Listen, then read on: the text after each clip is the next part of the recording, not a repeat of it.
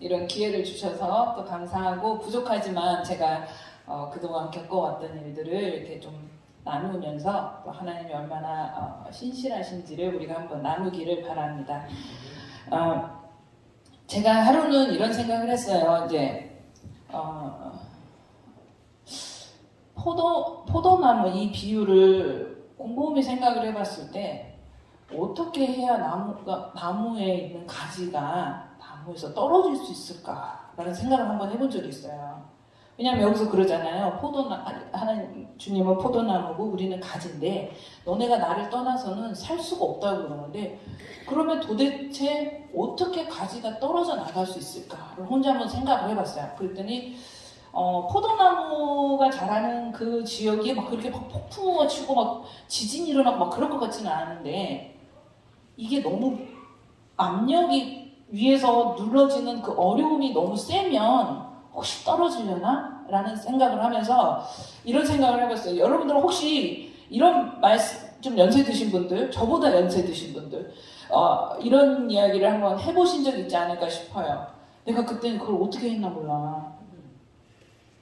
내가 그때는 어떻게 했나 몰라. 내가 젊어서 그렇지. 그 새벽에 일어나가지고 애들 막 도시락 7개씩 싸야 되고, 막 나가서 직장에서 일을 하고, 막 그때는 김장 뭐 내가 다 했잖아. 막 고추장, 된장 내가 다 만들었잖아. 그 지금은 뭐 식기세척기도 있고 근데 나 그때 그걸 어떻게 했는지 모르겠어. 나 다시 하라면 못할 것 같아. 그런 거 겪어보신 적 있으시죠? 혹시 저 또래나 저보다 어린 분들은 엄마가 그런 말 한 적 들은 적 있죠? 내가 그때, 너는 지금 아무것도 아니야. 지금 참어. 내가 그때 어떻게 했는지 몰라. 그리고서 결론이 내가 젊어서 했나 봐. 그런 해요. 근데 그 말 속에 굉장히 슬픔이 많이 있는 거예요. 그렇지 않아요? 새벽에 일어나서 도시락 싸는 게 쉬웠겠습니까? 그렇죠? 새벽에 일어나서 새벽 예배 나와가지고 울면서 기도하고, 또 일어나서 직장 나가고 하루 종일 하다가 또 집에 와보면 집구석은 개판이고 그것도 다 정리하고, 막 애들은 공부하라는데 공부도 안 하고, 남편은 막 이런 세월을 정말 견디고 나서 지금에 와서 보니까 내가 그걸 어떻게 견뎠나 싶다 라고 고백하는 그 말 안에 슬픔이 많이 있는 거예요. 그 말은 뭐냐면, 나 정말 너무 힘들었어. 나 힘으로는 못 해낼 것 같아. 그리고 다시는 하고 싶지도 않아. 근데 어떻게 여기까지 왔네. 그래서 안 믿는 분들은 그거를 내가 젊어서 그랬나 봐. 우리 믿는 분들은 하나님의 은혜로 내가 여기까지 왔다 라고 우리가 고백을 하게 돼요. 그래서 저도 한번 생각을 해봤어요. 포도나무가 있고 가지가 이렇게 있는데, 도대체 가지가 어떻게 하면 나무에서 떨어질까? 그런 압력이 가해질 때 이 가지가 더 이상 붙어있고 싶지 않고, 차라리 이렇게 눌릴 바에는 내가 떨어져 나가는 게 낫겠다라고 포기하고 싶은 그런 비유가 아닐까라는 생각을 했어요. 그럼에도 불구하고 포도나무에서 뭐라고 말씀하시냐면, 그래도 너는 나한테 붙어 있어야 돼. 나한테 붙어 있어야 너가 살아. 그리고 뭐라고 그러시면은, 너가 나 안에 있는 게 아니라 나도 너 안에 있겠다. 그게 얼마나 중요한 건지 우리가 한번 생각을 해보면 좋겠어요. 요셉이 저는 참 대단하다고 생각을 했었어요. 어떤 면에서 대단하냐면, 어린 나이에 팔려가잖아요. 그럼 화가 날 법도 하잖아요. 팔려 나갔는데 그래도 믿음을 지키고 있는데, 보디발이 집에 갔더니 얘가 너무 괜찮은 애예요. 일도 잘하니까 보디발이 이제 집을 다 맡기잖아요. 그러니까 우리가 봤을 때, 그래, 주님을 믿으니까 이렇게 잘 풀린다. 노예 중에서도 갑으로 잘 풀렸어. 감사해. 라고 하고 싶은데, 하필이면 보디발의 아내가, 요셉이 좀 적당히 생겼으면 좋은데 너무 잘생겼었나 봐요. 보디발의 아내가 그를 이렇게 막 유혹을 해요. 그래가지고 그 유혹을 뿌리쳤어요. 그게 옳은 행동입니까? 그른 행동입니까? 그리스도인으로서 보디발의 아내가 꼬실 때 그걸 뿌리치는 게 옳은 행동이에요? 그른 행동이에요? 말씀에 의지해서 자기는 뿌리쳤는데 감옥에 가요. 저는 이 시점에서 무릎을 친 거예요. 왜냐하면 우리가 예수님을 믿다가 보면, 나는 열심히 믿었어. 새벽 예배도 하고 주일 예배도 하고 말씀대로 하고 11주도 하고 다 했어. 근데 갑자기 나한테 어려움이 닥쳐. 그러면 뭘 생각을 하냐면, 아무 소용없네. 겉봐. 내가 그렇게 매달렸는데 하나님 너무해요. 진짜. 당신 가짜 아닙니까? 이런 생각을 하고 떠날 수 있겠더라고요. 그런데도 요셉은 그 안에서 잘해요. 그래가지고 간수의 그 감옥 안에 있는 짱한테 인정을 받아가지고 거기도 또 관리하잖아요. 그러면은 그래도 예수님을 믿으니까 이 어려운 곳에서도 우리 이겨낼 수 있구나 그러고 있는데 거기서 또 꿈의 해석을 해주잖아요. 술 맡은 간원하고 빵 맡은 간원하고 해서 술 맡은 간원이 이제 풀려나가니까 이 사람이 뭐라고 그러냐면 요셉이 있잖아요. 나 이거 억울하게 감옥에 있는 거예요. 나 좀 나가시면 저 좀 꺼내주세요 라고 부탁을 하거든요. 그런데 그러면 그렇게 해주면 좋잖아요. 근데 2년 동안 깜깜 무셨어요. 까맣게 잊어버려요. 요셉도 보면 나무 가지가 차라리 떨어져 나가는 게 편하겠다 싶을 만한 일들이 너무 많았어요. 내가 하나님을 열심히 잘 믿는데 왜 나는 말씀대로 했는데 왜 이렇게 쪽망해가지고 감옥에 들어가고 감옥에서도 1, 2년만 있는 게 아니고 어려운 일이 있어. 그래도 희망을 묻지 않고 열심히 살았는데 부탁했는데 2년 동안 한 번도 나를 생각하지 않은 이 상황에서 에이씨 할 수 있는데 성경을 창세기를 다시 읽어보면요. 보디발에 팔려갔을 때도 여호와께서 그와 함께 하심으로 그 가정이 잘 됐다고 그래요. 감옥에서도 여호와가 그와 함께 하심으로 그가 거기서도 잘 됐다고 해요. 그런 말은 요셉이 믿음이 좋아서 완전 잘난 사람이어서 잘 된 게 아니고 그가 잘됨은 그가 감옥에 있든 어디에 있든 그가 노예의 신분으로 있든 그가 잘됨은 여호와가 그와 함께 있었기 때문이라는 거예요. 그래서 그 말씀을 보면서 우리가 좀 힘을 냈으면 좋겠던 거예요. 우리가 요셉만큼 얼굴이 출중하고 능력이 출중하지는 않을지라도 하나님께서 나를 구주로 받아들인 사람 다 내 자녀고 내가 너를 책임지겠다고 약속을 엄청 많이 하거든요. 성경에서. 그런데 우리가 살다 보면 내가 예수님을 믿는데도 불구하고 어려운 일이 탁탁탁탁 생겨요. 그러면 사람들이 뭐라고 그러냐면 특히 예전에 신앙생활 혼자 처음 하신 분들 그 소리 많이 들어요. 넌 예수님 믿는다면서 그게 뭐냐?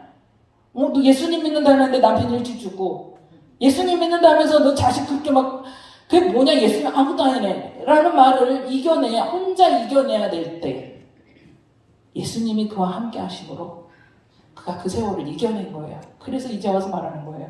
내가 어떻게 그 세월을 이겼나 몰라? 다시 안 하면 절대 못할 것 같아. 저희 엄마 얘기를 잠깐 할게요. 저희 엄마가 항상 새벽 예배를 했어요. 그리고 밤 12시까지 일하고 밥을 제대로 먹을 수가 없어요. 계속 그거 있잖아요. 막 폭풍 흡입 막 먹고 막 일하고 일 잠깐 잠 조금 자고 그렇게 열심히 일했단 말이에요. 그런데 하필이면 예수님 열심히 믿고 있는데 남편이 먼저 가요. 근데 가난해요. 근데 열심히 일을 하는데 우리 하나님은 왜 우리 엄마가 기도만 하면 왜 감동을 주셔서 헌금을 하게 하시는지 자꾸 막 헌금을 이렇게 막 해가지고 막 교회 교육관 사고 막 교회 차 사고 막 그러시더라고요. 난 몰랐어요. 어릴 때는 나는 그냥 우리 엄마가 돈을 못 벌어가지고 지하실에 산 줄 알았거든요. 근데 그게 그랬더라고요. 엄마가 막 많이 했대요. 그래가지고 지하실에서 항상 살았어요. 그러니까 여러분들 잘 보세요. 예수님 열심히 믿는 사람이 새벽 예배까지 갈 정도예요. 11조도 열심히 하고 교회 교육관도 사고 막 차도 살 정도로 헌금도 열심히 하는 사람인데 과부가 됐어요. 집은 지하실이에요. 어떻게 생각하겠어요? 근데 우리 엄마는 그걸 포기를 안 하더라고요. 그 지하실 방에서 저희가 8살 때부터 25살 때까지 살거든요. 매년 비가 오면 물이 1번으로 차요. 그래서 저희가 1번 저기이기 때문에 저희 집이 물 차면 우리 엄마는 뭐를 하냐면 막 다른 집에 가가지고 물 찬다고 막 물 찬대요. 그러면 나는 이제 등치가 좀 좋으니까 제가 6학년 때 이 정도였거든요. 그럼 집에서 이제 순위를 정해요. TV 1번으로 빼고 선풍기 1번으로 빼고 3번 그 다음에 밥솥 빼고 나머지는 책은 줬든가 말든가 이렇게 해가지고 이제 그렇게 이제 단련이 되는 거예요. 항상 매년. 그때는 몰랐어요. 하루는 25살이 됐는데 다시 그 지하 어두운 방에 못 들어가겠는 거예요. 짐을 싹 뺐는데. 그래서 엄마한테 말했어요. 엄마, 나 더 이상은 무서워서 못 들어가겠다. 그래서 엄마가 그때 집을 하나 구해요. 원래 돈이 있었더라고요. 왜 그렇게 우리를 지하실에서 살게 했는지 모르겠는데 바로 집을 구했어요. 그랬는데 엄마가 시름시름 알아요. 그래서 몰랐는데 엄마가 뭐라고 하냐면 하나님이 집을 그때 구했던 돈이 뭔 돈이었냐면 하나님, 내가 아무리 봐도 내가 돈을 많이 못 벌 것 같은데 우리 딸이 셋인데 이 아이들 혼수 자금으로 요만큼은 안 돼요. 요만큼은 내가 하면 많이 했잖아요. 지금까지 지하실에 살면서 열심히 했으니까 요만큼은 안 될 것 같아요, 하나님. 요거 그렇게 붙잡아 놨던 돈이더라고요. 그 돈으로 이제 집을 제가 하도 못 살겠다고 그러니까 가는데 그 돈을 헌금하라고 그러는 거예요, 하나님이. 기도만 하면 감동을 그거를 헌금을 하니까 우리 엄마가 하나님 이거는 안 되는데 아니 좀 요거는 봐주시면 안 되냐. 우리 애들 혼수작업인데 내가 이제 나이도 많아지는데 어떻게 애들을 키웁니까? 그래서 혼수작업이니까 안 됩니다 그랬는데 하나님이 자꾸 우리 엄마가 1년을 버텼대요. 그러고 나서 1년을 지나는 어느 날 저희에게 얘기를 해요. 내가 너네 혼수자금으로 이만큼을 모아놨는데 하나님이 이것도 바치래. 나 너무 괴롭다. 그래서 제가 뭐라고 했냐면 그거 엄마 돈이잖아. 엄마가 번 돈이잖아. 우리는 우리가 벌어서 결혼할 거니까 감동되는 대로 하세요 그랬어요. 그리고 4일 그렇게 해서 집을 옮기고 헌금을 하고 4일 후에 교회에서 기도하다 돌아가셔요. 4일 후에 새벽 예배 나와서 기도하시다가 마지막에 엄마가 마지막에 계셨는데 마지막에서 두 번째 나가시던 분이 세계 선교를 위해서 기도하고 가시던 엄마 목소리를 듣고 나가셨다고 그러더라고요. 여기까지만 생각을 하면 참 복없는 여자 같아요. 같은 여자로서 생각을 했을 때 38에 과부되어 평생을 일반해요. 밥도 제대로 못 먹고 손이 퉁퉁 붓고 그래도 하나님께서 감동 주시고 헌금하고 그래도 기도로 이겨내고 그랬는데 52세에 돌아가세요. 남들이 보면 정말 복없는 것 같아요. 근데 제가 이 이야기를 하는 거는 그게 끝이 아니기 때문입니다. 엄마는 돌아가셨어요. 엄마는 돌아가셨는데 하나님은 아직 죽지 않았어요. 살아계시잖아요. 그래서 역사를 하시는데 어떻게 되냐면 저희가 셋이 다 결혼을 했어요. 아무도 시댁 쪽에서 혼수를 요구하지 않는 거예요. 너무 놀랍잖아요. 아무도. 그리고 혼수를 안 해왔는데도 예뻐해 주는 거예요. 이거는 저희 힘으로 안 되는 거잖아요. 저희 어머니도 그랬고 저희 동생들도 그러고. 그리고 이제 뭐냐면 저희 엄마가 항상 그랬어요. 자기는 은퇴하고 방학까지를 하셨거든요. 이것도 은퇴라고 표현을 하더라고요. 은퇴를 하고 나면 가야금을 키면서 시골에서 교회를 짓는 사역을 하고 싶다. 근데 그거 못했어요. 근데 그걸 항상 기도했거든요. 어느 날 저희가 성교제에 나가서 기도를 하는데 5년 동안 기도를 하는데 교회가 개척이 안 돼서 자리를 구하지도 못하고 돈도 없으니까 저희가 30만 원 갖고 나갔거든요.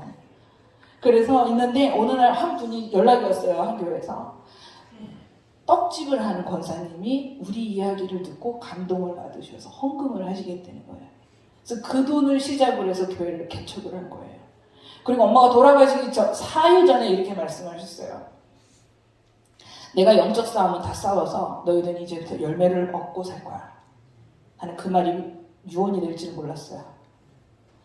그런데 신기한 거는 저희가 교회를 개척을 할 때 교인이 있어서 개척을 한 게 아니라 교회를 그냥 개척을 하고 교인을 찾으러 다녀야 되는 상황인데 우리 목사님이 전도지를 가지고 나갔어요. 나가서 보이는 사람 먼저 이렇게 탁탁 줬어요. 그랬더니 주일날 그 받은 순서대로 교회에 오는 거예요. 열매를 따먹는다고 했는데 이거였나 보다.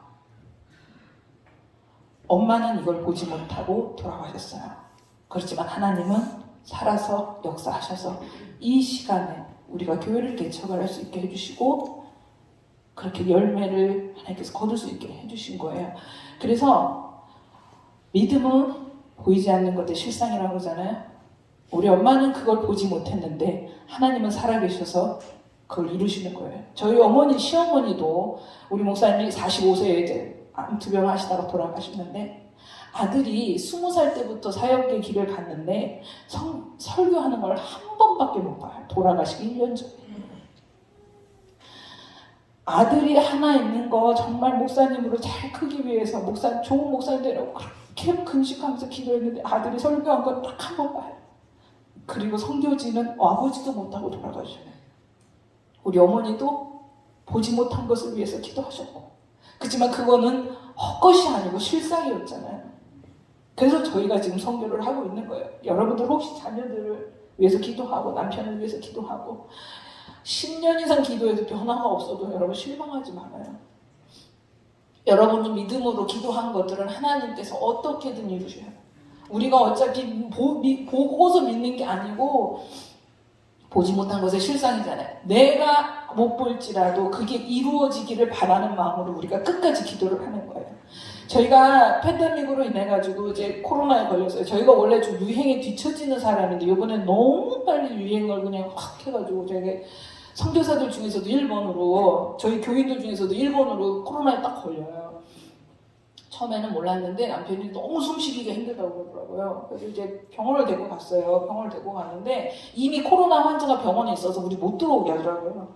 그래서 의사가 엑스레이만 찍고서 이렇게 해보더니 폐렴인 것 같으니까 약을 먹으래요. 근데 3일이 지나도 호전이 되지 않으면 그건 코로나니까 코로나 검사를 받으라고 그러더라고요. 그래서 약을 구하는데도 1시간을 줄을 섰어요. 그때 왜냐면 이제 도시 봉쇄가 된 상태고 물류가 부족하고 모든 게 저기 힘든 상황이었기 때문에 1시간을 떼약볕에서 기다려서 겨우 약을 사러 딱 들어왔더니 그 약이 없대요. 화가 나겠죠? 그렇지만 어떻게 해요? 남편 살려야 되니까 다시 그 병으로 돌아가서 그 병원에는 약이 있냐고 물어보니까 몇 배 비싸지만 있대요.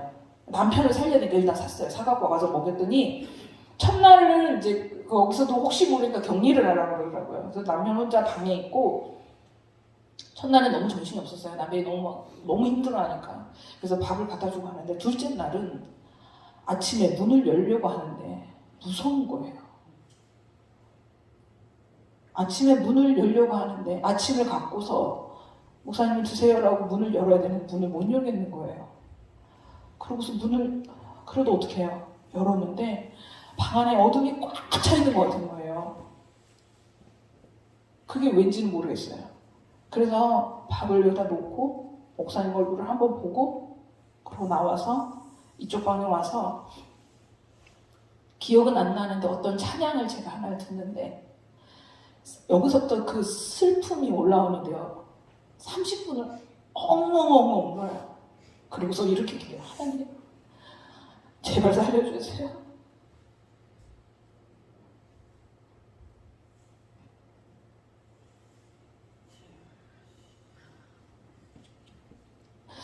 제발 우리 남편 살려주세요. 그 기도만.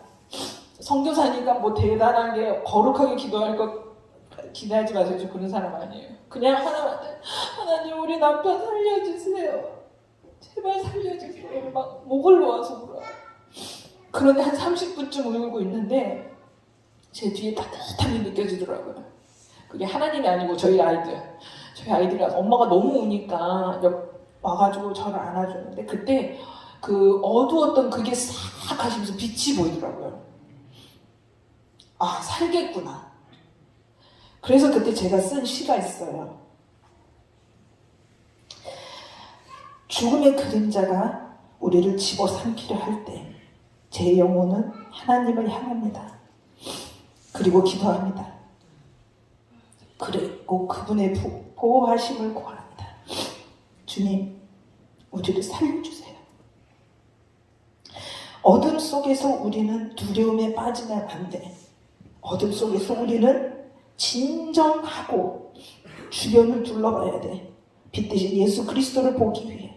어렵지만 그래도 믿음으로 살아간다.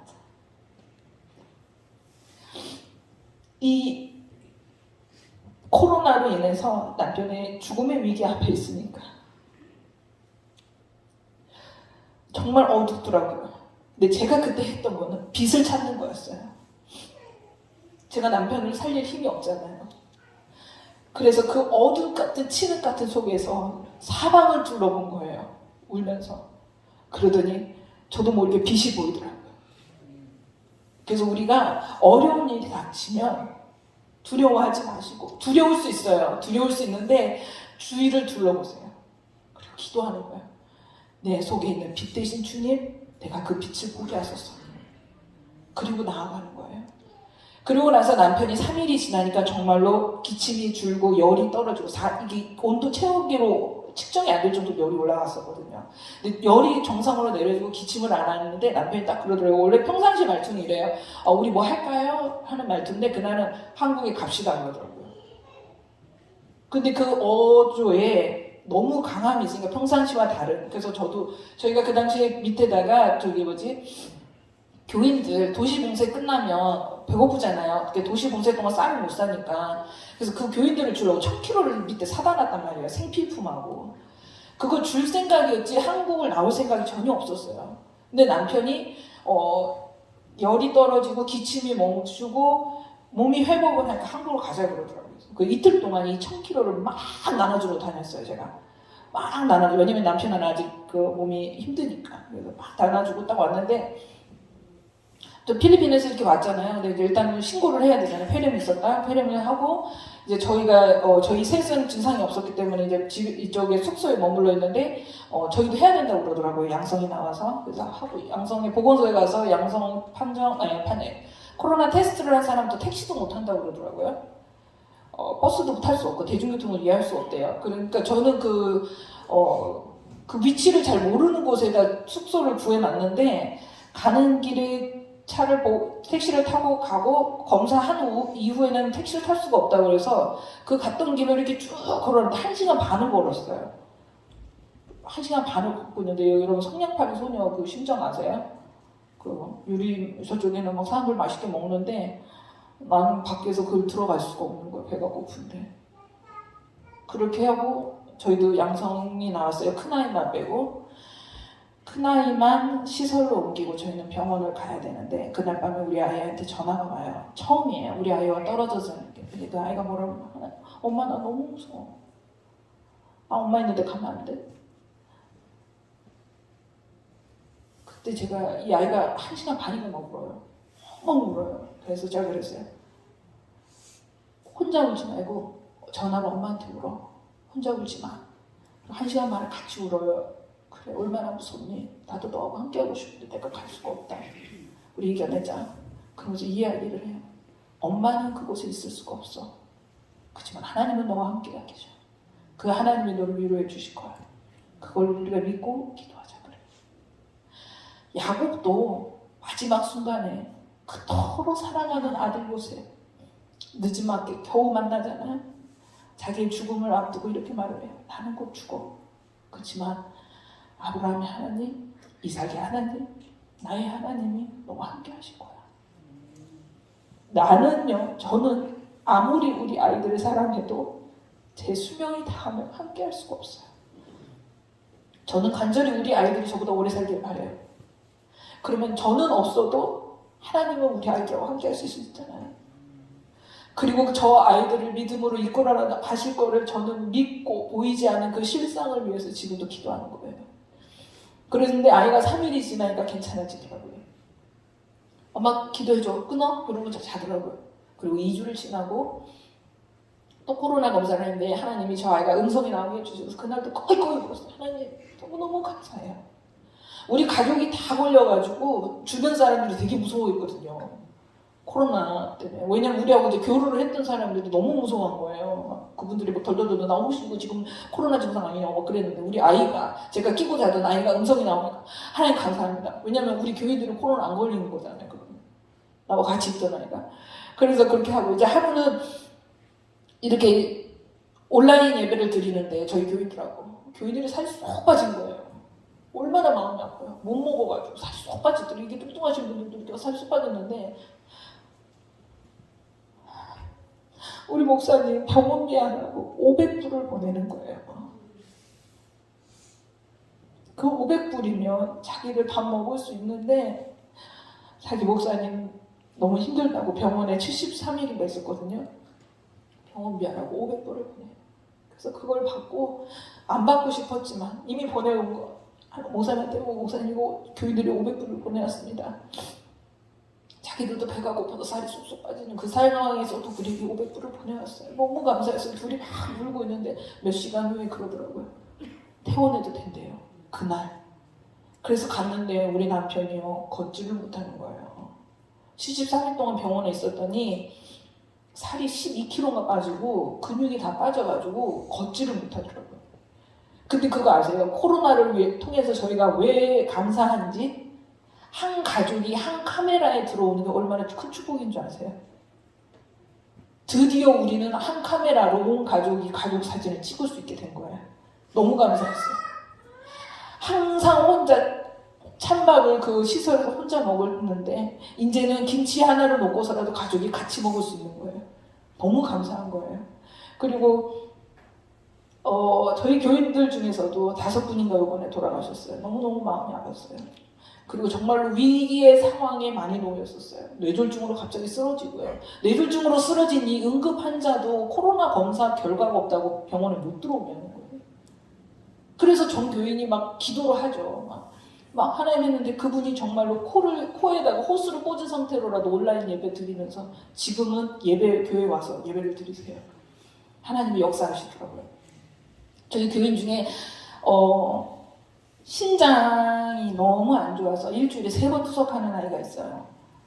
이 아이가 정말로 이 코로나 시기니까 도시봉쇄가 되면 갈 수가 없거든요, 병원에. 그래서 저희 교회차를 아빠한테 주고서 왔는데 하루는 아이가 응급에 빠져요. 그래서 호흡을 못해서 이 아이를 응급실로 데려가는데 이 코로나 때문에 엄마도 못 들어가게 해요, 응급실에. 이 아이 혼자 있는데 이 커튼 친 이 안에서 이 아이가 아무도 없는 그 순간에 하나님을 만나요. 이 아이가 하나님을 보고 방언이 터진 거예요. 잘 보세요. 엄마는 이 아이를 사랑해도 그 병원에 들어갈 수가 없었어요. 근데 우리 전지전능하신 하나님은 그 병원에서 그 아이를 함께 보시고 그 아이가 방언을 한단 말이에요. 그리고 나서 그 아이가 간증을 해요. 나는 앞으로 하나님을 찬양하며 살겠습니다. 아이가 실제로 하나님을 경험했으니까. 우리가 그리고 또 첫째 아이가 갑자기 쓰러져서 병원에 갔더니 MRI 상에 이렇게 점이 3개가 있는데 이게 휘병일 수 있다는 거예요. 안 그래도 지금 너무 힘든데 남편이 이제 겨우 나왔는데 막 아직 의자에도 제대로 못 앉고 다리 근육 없으면 어떻게 되는지 아시죠? 그런 상황이고 저희는 지금 계속 이사를 막 4월달부터 9월달까지 8번 이사를 했거든요. 막 박스 생활하면서 우리 막 사는데 아이가 갑자기 쓰러졌는데 MRI상에 이 아이가 희귀병일 수도 있다는 거예요. 6개월 후에 우리 다시 검사하자고 그래요. 너무 마음이 아팠어요. 그래서 뭐 했냐면 밤마다 이 아이를 안고 하나님 머리에 손을 얹고 하나님 이 아이를 고쳐주세요. 이 아이를 고쳐주세요. 6개월 동안 기도를 해요. 그리고 나서 올해 1월에 MRI를 찍으러 갔는데 의사가 이렇게 그냥 넘겨버렸어요. 이 3개의 점이 없어져가지고. 그래서 우리가 의사가 뭐라 그러면 희귀병 아닙니다. 이제 마음 편히 사셔도 돼요. 그러고서 병원을 나오는데 그냥 그 자리에 주저앉았어요. 이제 긴장이 풀리더라고요. 그래서 6개월 동안 아이를 위해서 기도했고 그래서 우리 아이가 치유를 받고 이런 위기를 넘어가는 그 중심에는 하나님이 계셨기 때문에 제가 견딜 수 있었던 거예요. 제가 뭐 얼마나 거룩하고 믿음이 좋아서 그걸 견뎠겠어요. 내 안에 빛 대신 주님이 계셨으니까 그 시간을 견뎠죠. 근데 제 삶의 위기는 이것만 있었던 건 아니에요. 하루는 필리핀에 온도이라는 태풍이 와요. 이때 태풍이 어느 정도로 문제가 됐냐면 제 키만큼 고속도로에 제 키만큼 물이 찼어요. 얼마나 많은 사람이 죽었겠어요. 근데 그 당시에 제가 집에 이렇게 그 밖이 그런지 모르고 제가 집에 이렇게 있는데 물이 이렇게 찰랑찰랑 이렇게 집문 여기 이렇게 찰랑찰랑 하더라고요. 그래서 제가 그때 그렇게 느꼈어요. 하나님 8살 때부터 25살까지 그렇게 홍수를 겪었는데 필리핀까지 와가지고 제가 홍수를 겪어야 되겠습니까? 하나님 제발 좀 살려주세요 기도했는데 다행히 저희 집에 물이 안 차고 그게 끝났는데 나가보니까 제 키만큼 그때 최고로 많은 사람이 고속도로 위에서 죽어요. 그런데 또 한 번은 하루는 이렇게 저희 그 필리핀에 있는 아이 중에 하나가 아파서 병원을 데리고 갔는데 거기 이렇게 포스터가 있더라고요. 그러니까 갑상선 자가 진단하는 법이에요. 그래서 이렇게 봐가지고 뭐가 보이면 갑상선이라는 거예요. 저게 뭐지? 그런 거 보고서 이렇게 했는데 뭐가 만져지는 거예요. 몰랐어요. 그래서 검사를 해보니까 제가 여기 갑상선 암이 있다는 거예요. 그래서 제가 한국으로 왔죠. 그때 우리 아이가 2살이었어요. 둘째 아이가. 나는 원하지 않았는데 제가 암이 걸린 거예요. 그래서 세브란스 병원에 들어가서 다음날 수술을 해야 되는데 그날 밤에 제가 이렇게 기도해요. 하나님, 잘못했어요. 내 성질대로 안 된다고 내가 성질을 그렇게 부리고, 저는 그때까지도요, 내가 왜 참아야 되는지 몰랐어요. 왜 나만 참아야 되냐고. 근데 그날 뭐라고 그러시냐면, 날 믿으면 참어 그러더라고요. 하나님이 역사하신 걸 믿고 나는 지금 참는 거예요. 근데 그걸 못하고 성질을 막 부렸더니 그게 내 몸에 화가 돼서 갑상선암이 생긴 거예요. 하나님, 그거 나 잘못했어요. 정말 잘못했어요. 내가 내 성질 못 이겨가지고 성질 부린 거, 하나님을 믿지 못하고 그 내 성질 부린 거 하나님 잘못했어요. 근데 하나님, 우리 둘째가 이제 겨우 2살인데 나 한 번만 살려주시면 안 됩니까? 하고 막 그날 밤새 기도를 했어요. 그러고 나서 기도를 하고 그 다음날 아침 8시에 수술을 했는데 암이 아니래요. 하나님이 밤새 지켜주시고 고쳐주셔서, 저는 그래서 아픈 사람들의 마음을 알아요. 그 조이는 마음, 슬픈 마음, 두려운 마음. 이것만이 위기는 아니었어요. 저도 어릴 때 엄마가 만약에 그때 숨 막혀 돌아가셨으면 우리 어떻게 됐겠어요? 엄마가 살기 너무 힘들다 우리를 포기하고 버리고 갔으면 우리가 어떻게 됐겠어요? 제가 아직도 기억하는데 5살인가 6살 때였어요. 제가 목포에서 자랐거든요. 어릴 때. 수제비, 붉은 수제비를 자꾸 주더라고요. 엄마가. 몰랐어요. 왜 주는지. 엄마가 좋아하는 줄 알았어요. 근데 하루는 저희 막내 동생이 그때 이제 막 태어났을 때예요. 이유식 해야 될 때. 그래서 걔는 쌀을, 그 수제비에다 쌀을 한 거를 걔는 그걸 주고 우리는 수제비를 주고. 왜 그렇게 주는지 어린이가 몰랐는데 엄마가 하루는 그러는 거예요. 이게 마지막이야.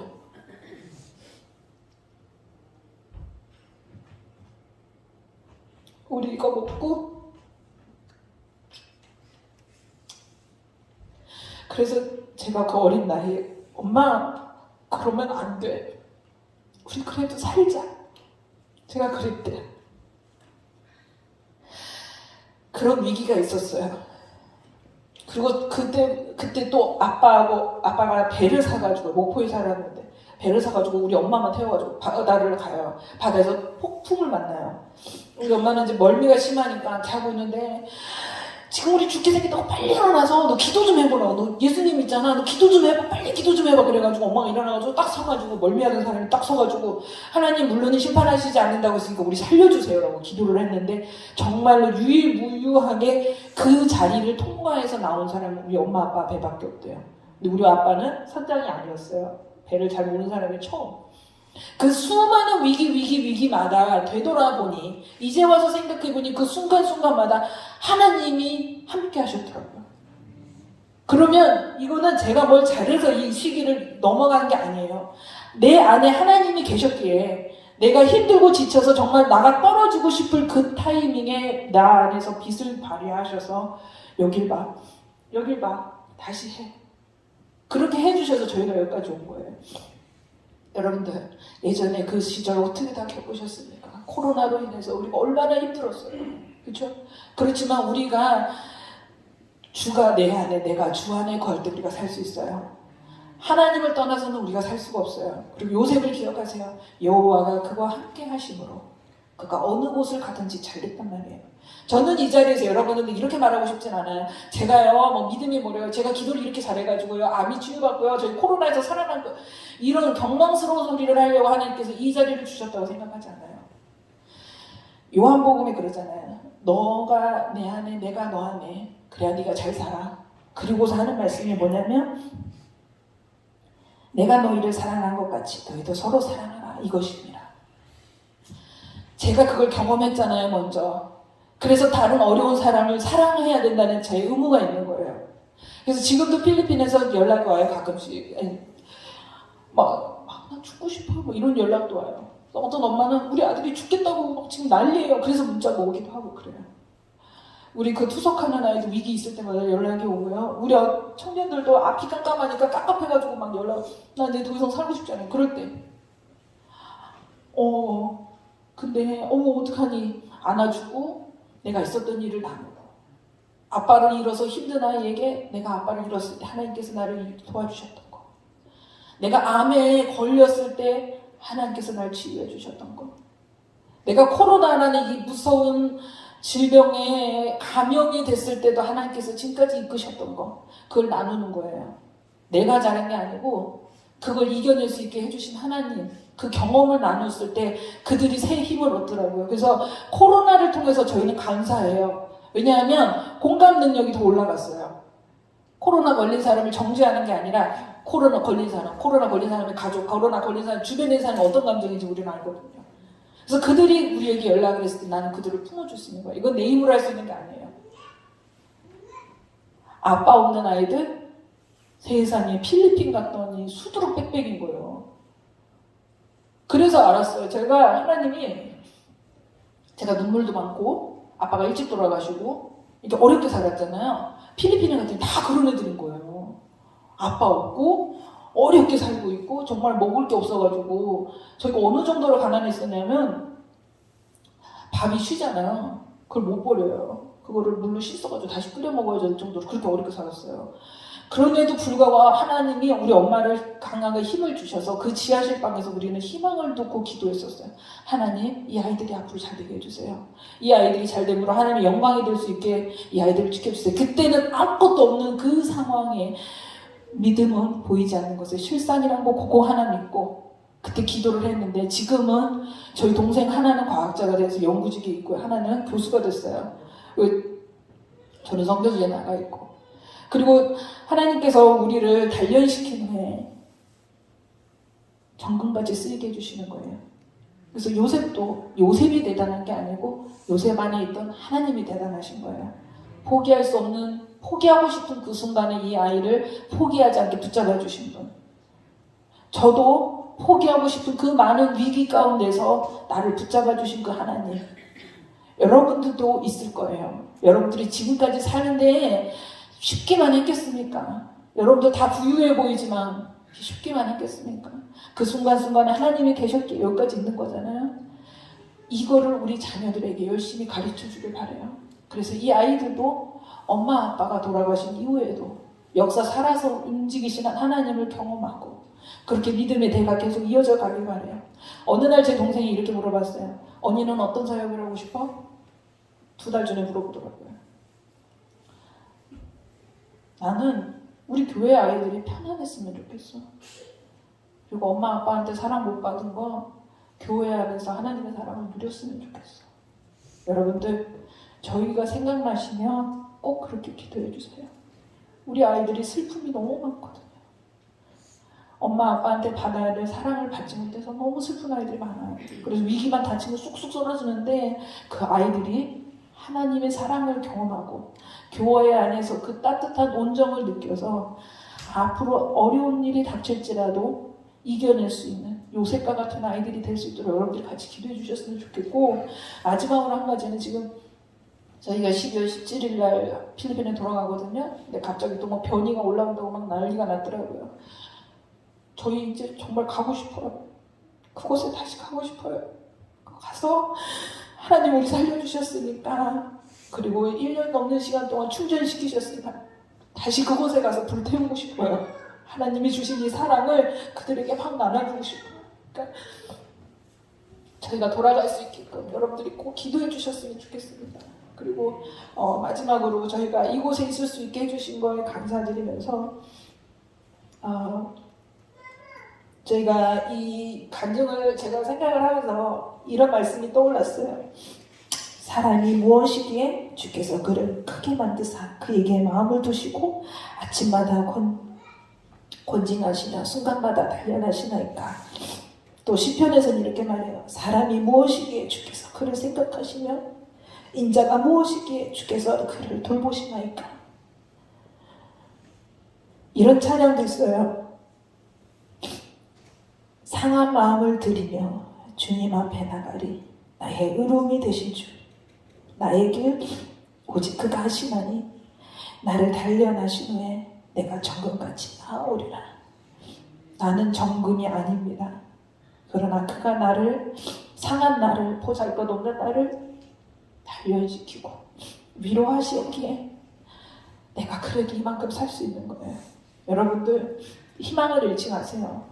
여러분들의 이 힘든 이 고난이 하나님께서 정금같이 만드셔서 여러분들의 삶을 더욱더 튼튼하게 만들어 주실 거고, 여러분들의 자녀들이 그 엄마 아빠의 신앙을 보고 어려울 때마다 또 이겨낼 수 있을 거예요. 그래서 우리가 정금같이 단련시키는 그 기간이 너무 고통스럽지만 요셉을 보세요. 마지막 엔딩이 너무 아름답잖아요. 우리의 엔딩도 그렇게 아름다울 거예요. 희망을 잃지 마시고 다들 힘내시길 바랍니다. 감사합니다.